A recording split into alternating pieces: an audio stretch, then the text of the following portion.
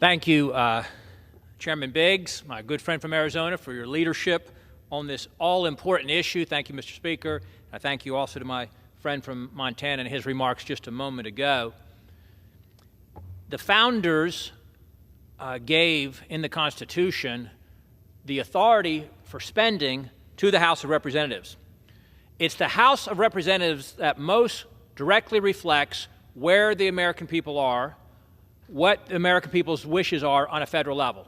It's not the White House, it's not the Senate, certainly not the Supreme Court. It is the people's house, the House of Representatives, which proportionally represents everyone across the country, equally with some 800,000 citizens per representative.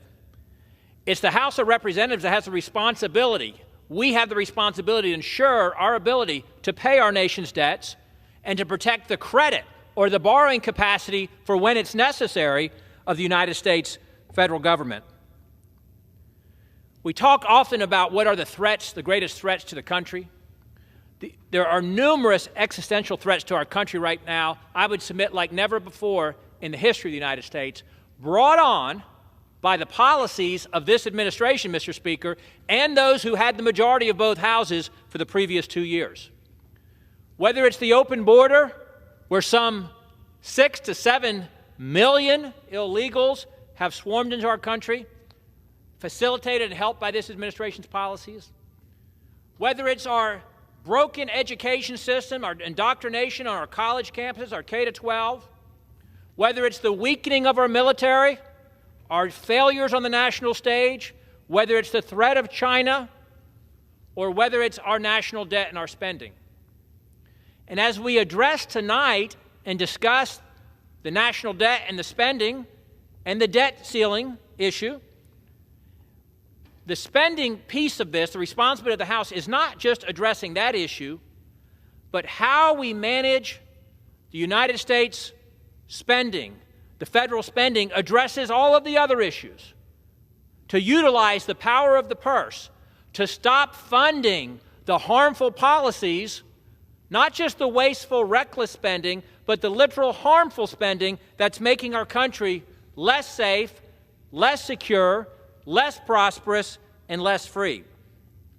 And as we talk specifically about the national debt, it's been said already tonight, over $31 trillion. I happen to serve on the Budget Committee.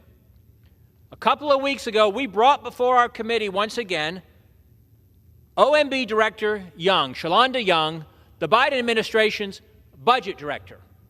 Funny term to apply budget director to anybody in this administration, Mr. Speaker.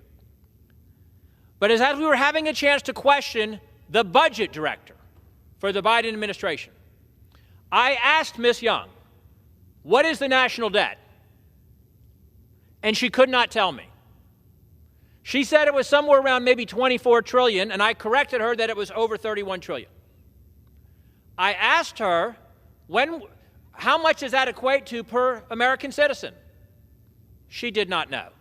I helped her with the fact that it's nearly 100,000 for 330 million American citizens. 100,000 per citizen. That means about 300,000 per taxpayer or per family. I then asked her, what is the percentage of GDP?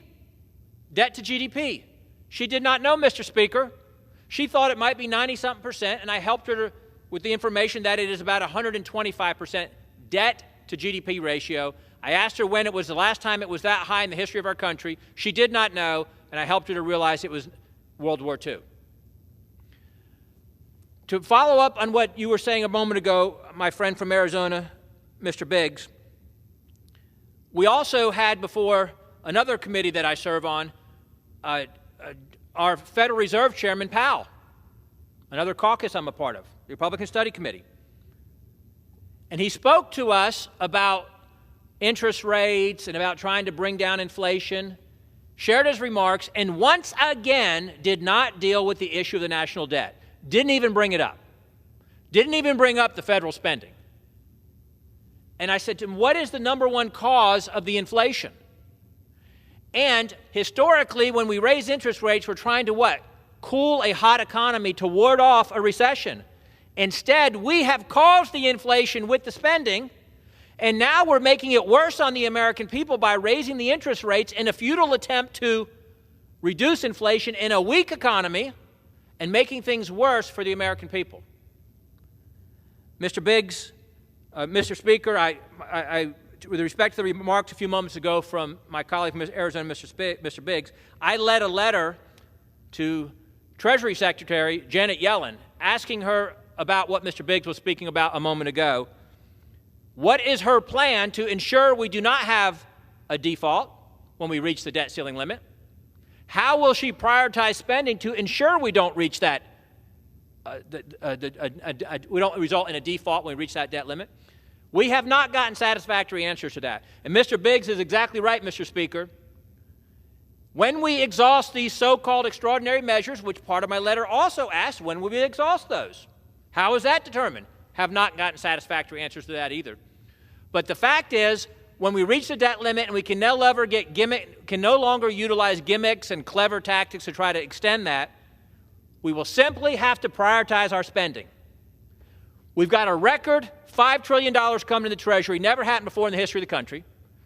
Frankly, because of the Trump Tax Cuts and Jobs Act, which has done what always happens in history: when you cut taxes, you get more income, more revenue. Don't let the Democrats and the majority or the administration lie to us, Mr. Speaker, and tell us we have a deficit because of the tax cuts. That's simply not true, with $5 trillion in revenue coming into the Treasury the first time in history. However, because, as Mr. Biggs said, we're spending over $6 trillion, if we reach the debt limit and we can no longer delay through these extraordinary measures, we will simply have to prioritize spending. It will force, that's why they don't want to do it. That's why they don't want to reach it. That's why they want your $3 or $4 trillion, Mr. Rosendale, Mr. Biggs stated just a few moments ago, because they don't want to have to prioritize spending. There's more than enough revenue coming in to fund Social Security and Medicare. There's more than enough revenue to pay the debt, the interest on the debt. We would simply be forced to cut discretionary spending. But we have a plan that we in the House Freedom Caucus have put forward to cut somewhere in the range of $1.5 trillion immediately out of the gate. And then and Mr. Biggs led the way on this with 500 bills, with 500 specific targeted cuts towards those 1,200 unauthorized, but still appropriated in previous Congress programs that would save us another $500 billion, so that we would never have to raise the debt ceiling again if we have the immediate $1.5 trillion in cuts now, and we use the appropriations process this fall to cut even further. And again, I yield back to Mr. Biggs, and I thank him for his leadership on this issue.